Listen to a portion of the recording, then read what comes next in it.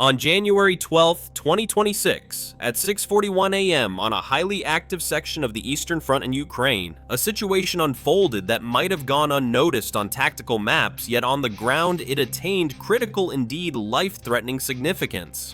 Ukrainian forces were in the process of adjusting their defensive lines after hours of Russian indirect fire consisting mainly of mortars and light artillery, a merciless hail of shells that turned the ground into a chaos of craters and debris. Imagine, dear listeners, how these brave Ukrainian soldiers endured under this bombardment, consolidating their positions while the enemy struck from a distance cowardly and without direct confrontation. This is not a fictional story. No, it is the harsh reality of war that so often remains hidden far from the headlines, but full of drama and heroism. It was not a general retreat, but a precise calculated maneuver. The front line was to be shortened to minimize vulnerability to Russian reconnaissance drones and prevent direct observation of the forward trenches. Yet in the midst of this transition, a multitude of operational factors intertwined to thwart the plan, a fatal interplay of technical glitches and the relentless pressure of the adversary who ruthlessly exploited every weakness. At 6:44 a.m., communication broke down in one sector. Electronic interference, nearby explosions, and damaged field cables severed a forward trench from the command network.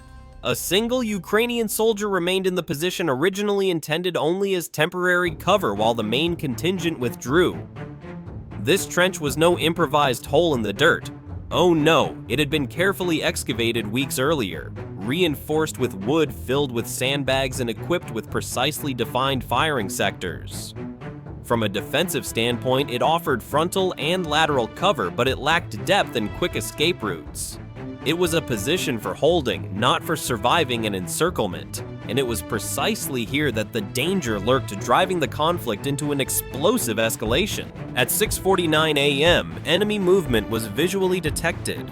6 Russian soldiers advanced from the northeastern flank, using the terrain and destroyed buildings as cover. Their advance was cautious, yet it revealed a decisive weakness. No Russian drones in sight, neither reconnaissance quadcopters nor loitering munitions. This absence of air support, dear listeners, was the first indication of the incompetence of the Russian forces, a fatal error in an era where the sky decides life and death.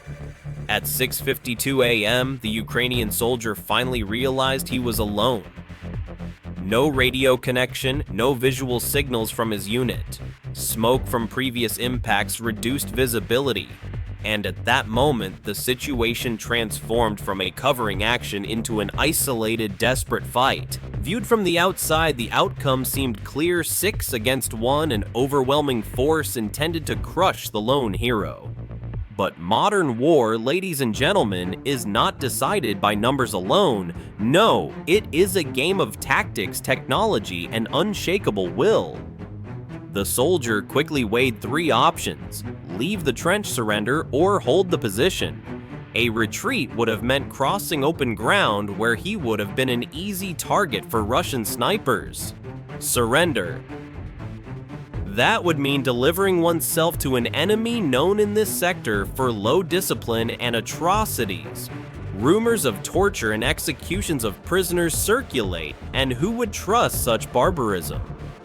Holding the position meant a fight against a numerically superior but chaotically acting horde, deprived of their aerial reconnaissance. At 6:54 a.m., the decision was made not an impulsive act, but an informed choice based on doctrine training and situational awareness.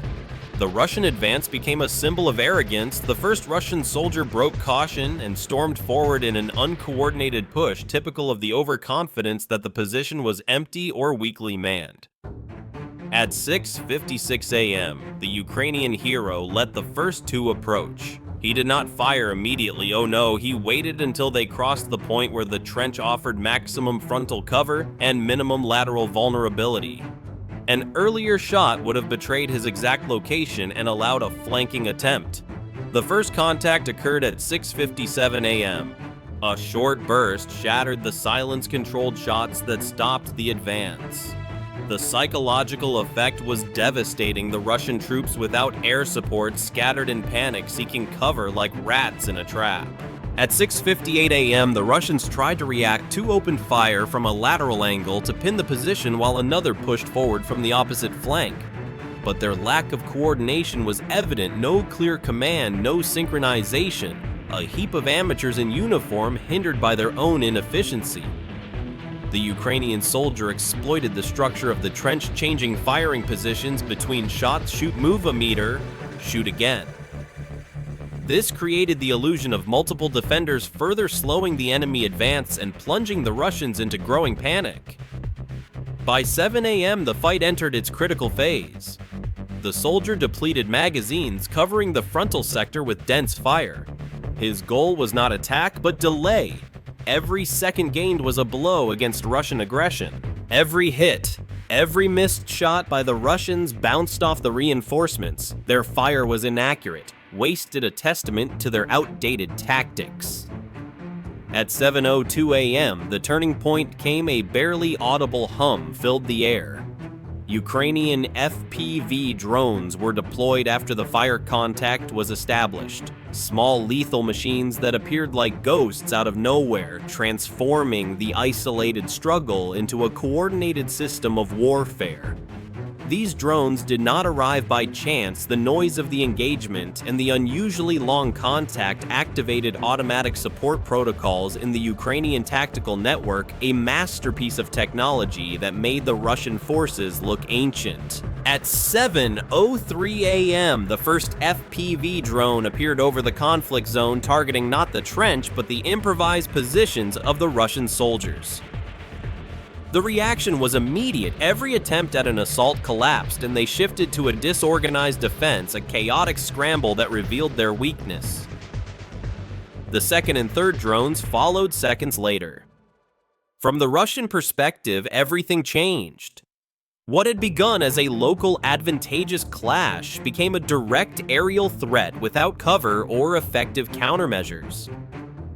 Imagine the fear in their eyes, dear listeners. These alleged liberators now fleeing from invisible killers. At 7:05 a.m., the Russian soldiers began a disordered retreat.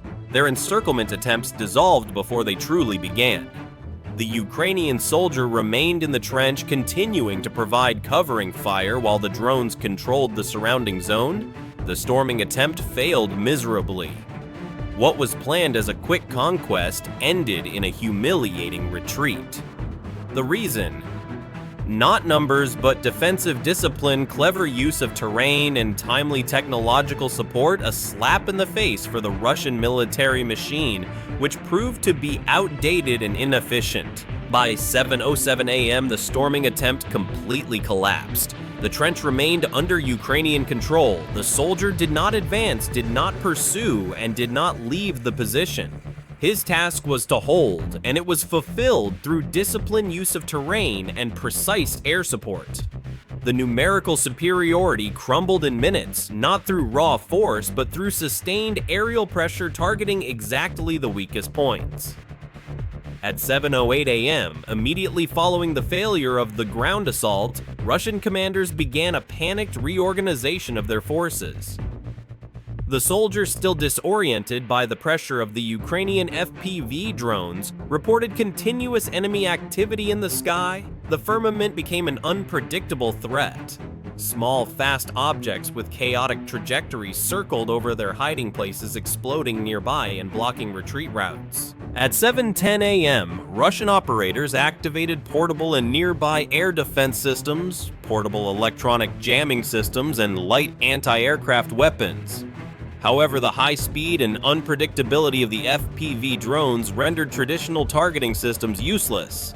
Some drones could be diverted, but the majority reached their targets, maintaining pressure on the ground troops and intensifying the humiliation. At 7:12 a.m., they allowed the use of light anti-aircraft missiles from nearby positions, aiming at the space above the trench.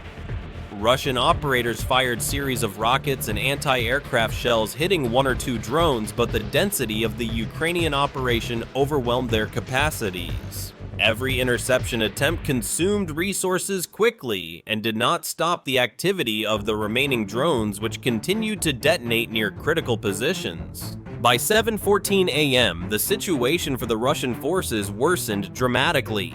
Combined pressure from covering fire from the trench and nearby explosions of FPV drones forced the unit into a partial retreat. Reorganization attempts were in vain. Every movement was detected and disrupted by pinpoint detonations. At 7:16 a.m., it became clear that the order for a full retreat had been given. The soldiers abandoned forward positions, retreating via the flanks to safer zones. Coordination was minimal. Individual groups were isolated, a picture of total chaos. While Ukrainian FPV drones continued to patrol, the Russian command managed to partially restore connection and control over the scattered units by 7:17 a.m., but the operation was already a fiasco. The Ukrainian trench remained undamaged. The encirclement attempts fell apart completely. The combination of covering fire from one soldier use of terrain and exploding FPV drones around every position proved that numerical superiority does nothing against modern technological warfare tactics, a lesson the Russian army paid for dearly with losses in morale and material. In the following minutes, the Russian units left the sector entirely. The area remained under indirect observation, and future reinforcement plans required a revision. The lesson was unmistakable. In modern warfare, control of the sky dominates the surface, a fact the Russians ignored and paid for. On January 12, 2026, after the partial retreat of Russian forces, the assessment of the damage and the effectiveness of Ukrainian actions began. Initial reports showed that FP5 drones detonated around every forward position, completely thwarting every counterattack attempt, a masterpiece of precision that turned Russian plans into rubble and ash. The individual actions of the Ukrainian soldier amplified by drones created a combined effect that demonstrated tactical superiority. This impressively showed how modern technologies can level the playing field without deploying large armies, a blow to the outdated Russian doctrine that relies on mass rather than intelligence. At 7:25 a.m., the Russians set up mobile emergency air defense systems, including short-range complexes and fast escort radars. Attempts to intercept the remaining FPV drones were hampered by poor coordination and dispersion. Every neutralization cost immense resources. From 7:28 a.m. to 7:32 a.m., there were supporting maneuvers by Russian infantry and armored vehicles intended to cover the retreat routes of the fleeing soldiers. But tension remained high. Ukrainian detection systems continued to work, and the risk of new explosions prevented any concentration of forces. The command admitted that the operation did not fail due to weaponry, but due to the tactical innovation of the opponent, a bitter pill for the Russian generals who had to face their own backwardness. At 7:35 a.m., the command issued recommendations to increase aerial reconnaissance patrols, redistribute troops, and improve electronic protection measures against drones. However, there was consensus among the officers. The Ukrainian attack set a new standard of asymmetric warfare, where intelligence coordination and technology trumped numerical superiority and firepower, a wake-up call that the Russians ignored and now paid for with disgrace. Strategic analyses showed that this incident would change future Russian operations. Any attack without prior drone neutralization could end in tactical defeats. The necessity to adapt logistics, electronic protection, and coordination protocols became obvious.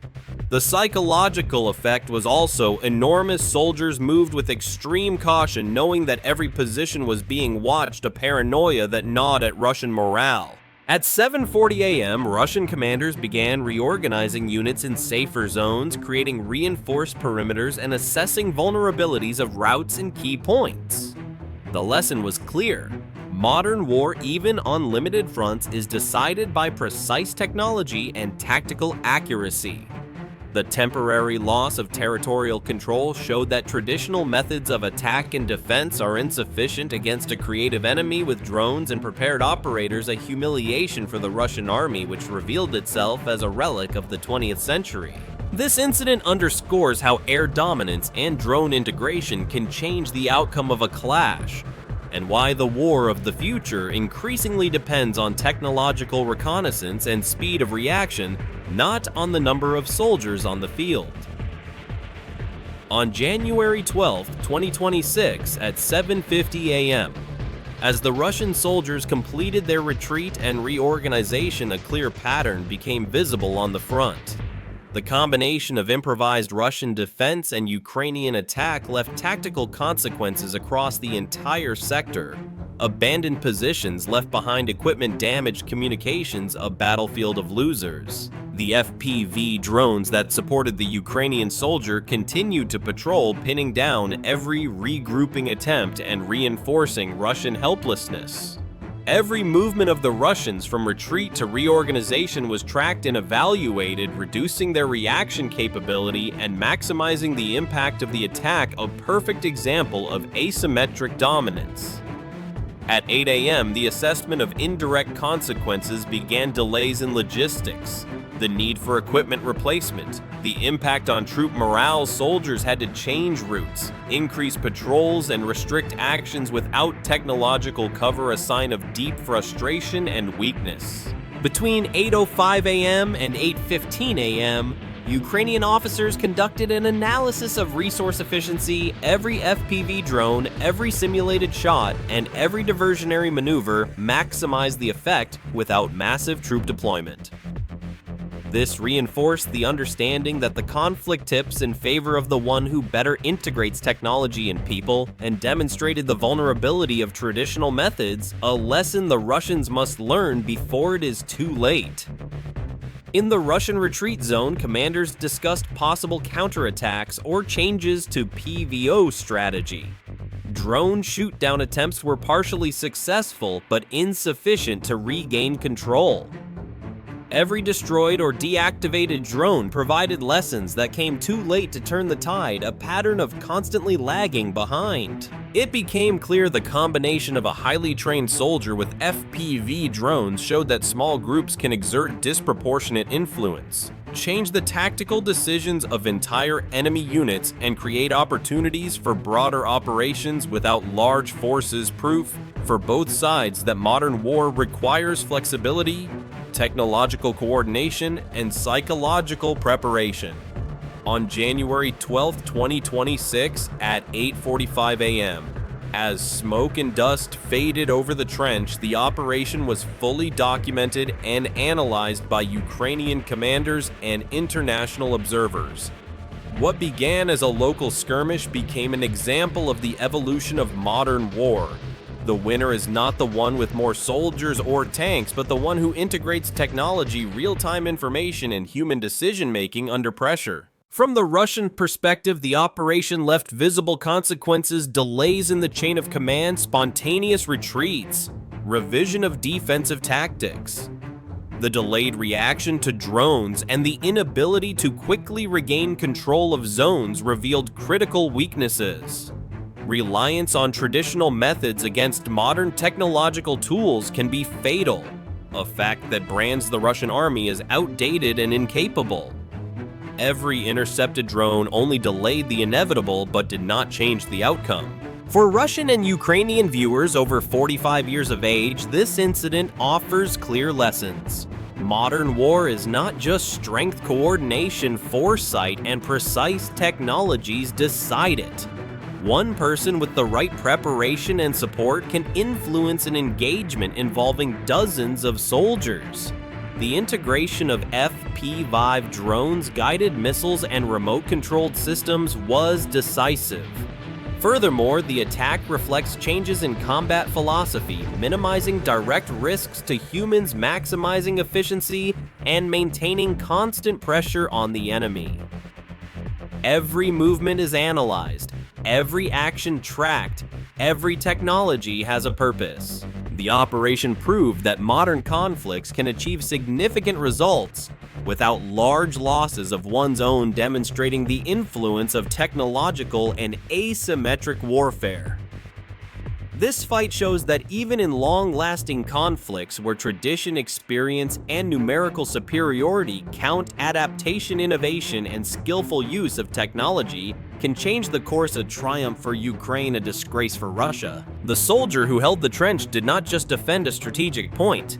He became a symbol of how intelligence, speed of decision-making, and human-machine interaction define critical operations. In this context, future clashes will increasingly depend on the ability to foresee events and maximize available resources, setting a precedent for 21st century warfare. On January 12th, 2026 at 9:15 a.m. after the end of the engagement in the trench, military analysts began to study every movement, every decision, and every drone used. The collected data allowed them not only to understand how one soldier held a position against an overwhelming force, but also to forecast future tactics, and what happened next shocked everyone. Rumors are circulating of further Ukrainian drone attacks nearby that destroyed Russian supply lines, caused losses in the hundreds, and brought the morale of the invaders to zero. Can you imagine how these invisible killers are terrorizing the Russian lines, explosion after explosion, without the enemy commanders having a chance? Dear listeners, what do you think about this heroic resistance? Would you endure in such a situation, or would fear overwhelm you? Share your thoughts with us. Call in or write in the comments. Let's discuss together how technology is changing war and why the Russian army seemingly remains one step behind. But the story continues. The shockwave of this incident spread, with reports of deserting Russian soldiers demoralized by the superiority of Ukrainian drones. International media reported secret footage showing panic in the Russian ranks, screams, chaotic running, a fiasco that makes the world laugh. Ukraine, on the other hand, celebrated its hero who, with only one weapon and drone support, put an overwhelming force to flight, symbolizing the unshakable spirit of a people fighting against a brutal aggressor. And now to you. Do you believe that such episodes will decide the war? Or is this just a temporary triumph? What would happen if the Russians finally learned, or will they remain forever trapped in their backwardness? Share your opinion. Dear listeners, and stay tuned for more breathtaking updates from this conflict. Subscribe to us to stay informed daily. You won't want to miss this.